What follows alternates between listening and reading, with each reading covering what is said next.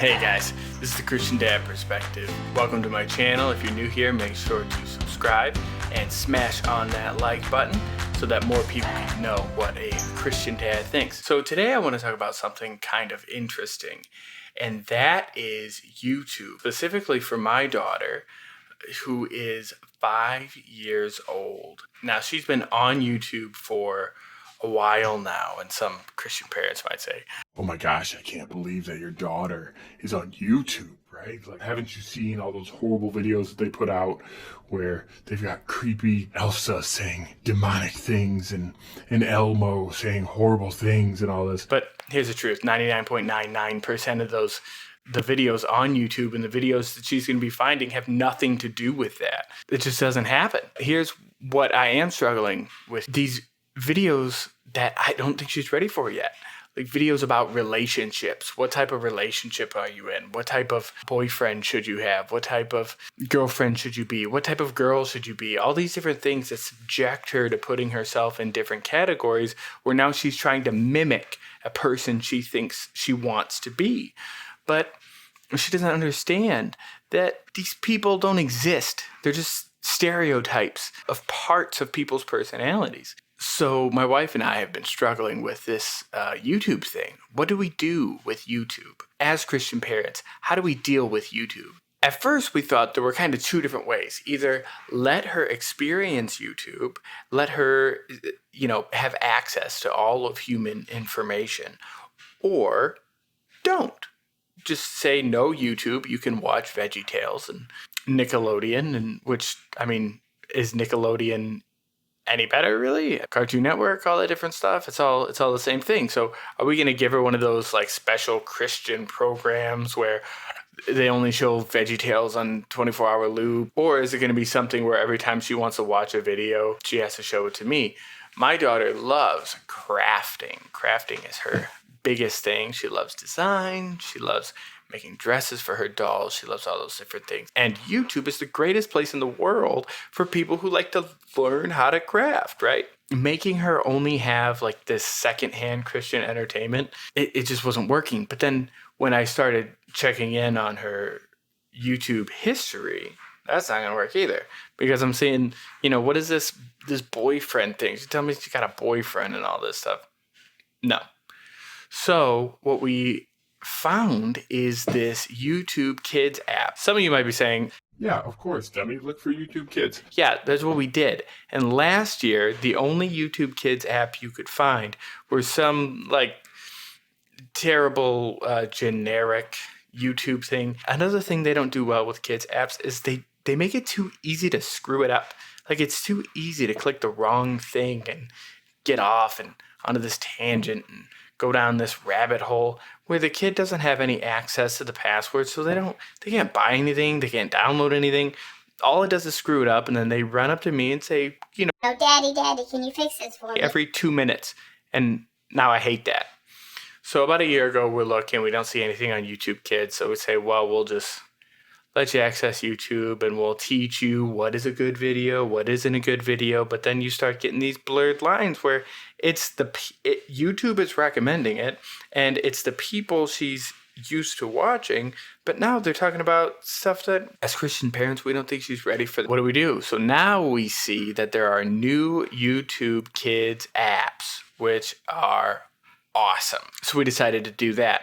And here was the dilemma and ultimately why we decided on doing a YouTube Kids app instead of just writing off YouTube altogether. Really, it's a personal experience thing. Growing up, I watched Cartoon Network, I watched Nickelodeon. In my teens, I enjoyed a lot of the cultural shows that my generation grew up on. And now that we're in this internet age, especially with memes, if I hadn't had access to that culture, then I would be disconnected and disjointed from my generation. Now, I understand that as a Christian parent, you say, Well, maybe I want my kid disjointed from their generation. Maybe I want my kid disjointed from their culture. And I would say, calm down. How can your kid minister? How can your kid be a light? How can your kid live in the world but not be a part of the world if they don't know what the world is? And the more our culture moves into a culture of entertainment and a culture of YouTube and a culture of Instagram and a culture of Facebook and, well, Facebook's kind of old, but Snapchat and things like that. As our culture becomes more and more obsessed with entertainment, we need to ask ourselves, how are we preparing our kids to interact with people who have been deep in this culture? If I didn't understand SpongeBob memes, for example, if I didn't understand Star Wars memes, if I didn't understand these ideas that everyone in my generation understands, then there's no way for me to interact with them. It really sets me so far apart that I can't be a witness. I don't know how to interact with those kinds of people. And the proof is obvious. If you look at homeschooled kids, my daughter goes to an online charter school, so she would be considered homeschool. If you look at homeschool kids, if you look at Christian people who grew up in this hyper disconnected environment, they stay hyper disconnected for their entire life. And that's just not evangelism.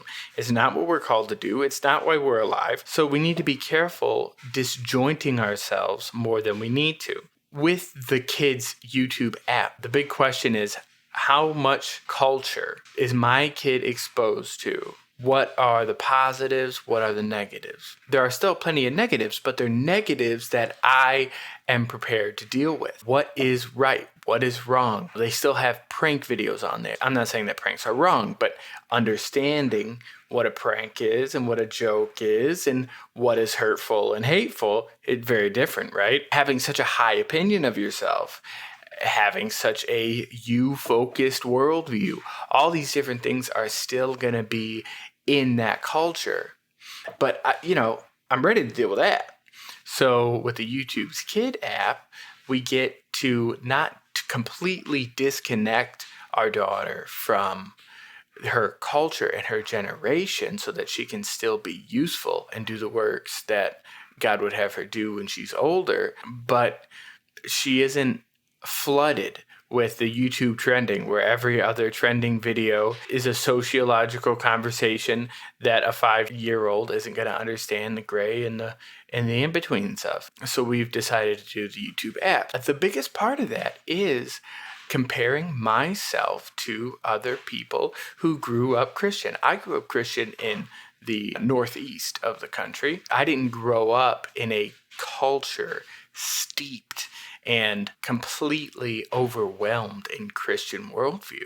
I grew up going to a public school where there was all different kinds.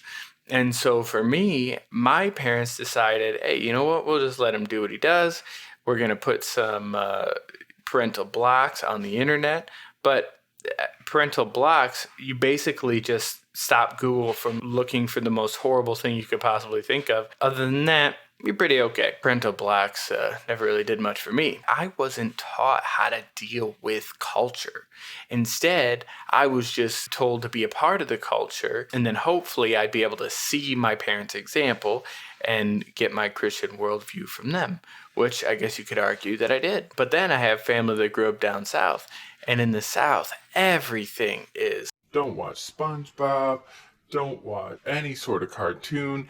If it doesn't have a talking cucumber and it doesn't have a talking tomato, don't let your kids see it because it's terrible. Don't send them to public school. Keep them absolutely separated from their culture and from their generation.